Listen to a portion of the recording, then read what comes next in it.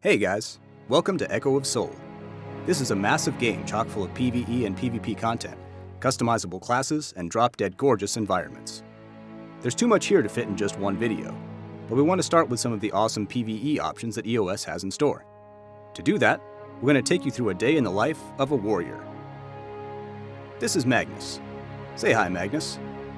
It's a little early in the day and our friends haven't logged on yet, but that doesn't mean we can't hop into an instance anyway. Let's bash some heads in a solo dungeon. Without a party to back us up, we need to use all of our strongest attacks to dispatch our enemies. Monsters aren't the only danger either.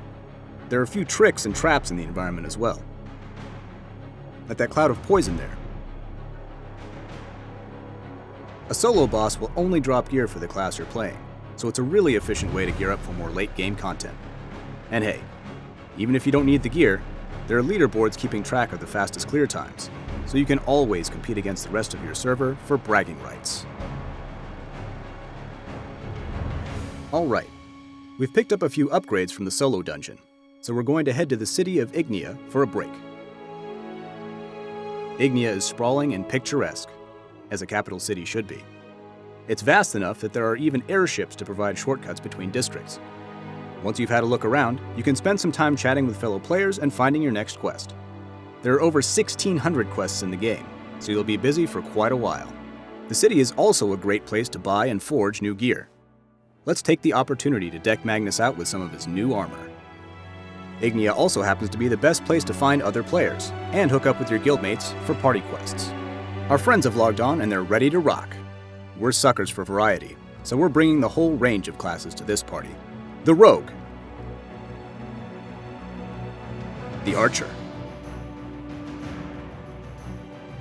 the Guardian, the Sorceress, and of course, the Warrior. Okay, let's make tracks for a party dungeon. I know we're all in this for loot, glory, and more loot, but why not take some time to enjoy the sights? With almost 60 unique maps, there's no shortage of amazing views. Here we are. This is the Lost Crypt. As you might expect, you'll find a horde of monsters in here, but Echo of Soul's unique approach to combat means you'll be tackling them in new ways. There is no dedicated healer, so the entire party has to coordinate their defensive and support skills to stay alive. When you add this element of cooperative survival into the mix, even tried and true boss strategies will keep you on your toes. We also have the opportunity to switch specializations outside of combat. With all of the different possible party compositions, every run is sure to be a new and challenging experience.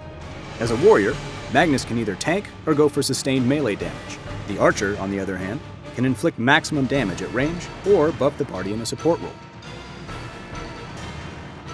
Great job, guys! Well, what are you waiting for? Check out that sweet loot. Go ahead and celebrate. You've earned it. Even after all that, there's still plenty of content we haven't hit yet.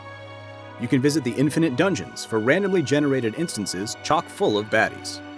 Here you can choose between 7 difficulties, and pick up better items based on how much of the dungeon you clear. You'll also run into newer, more powerful versions of bosses you've faced before. And of course, no MMO would be complete without towering, epic raid bosses. We have both 10 and 20 player raids, slated to come out soon after launch. Well, I'd say it's been a pretty rewarding day. Just look at all that new gear Magnus is sporting. But tomorrow is another day, and there's still so much to do. Maybe we'll check out some PvP next time. Magnus will be right here waiting for you.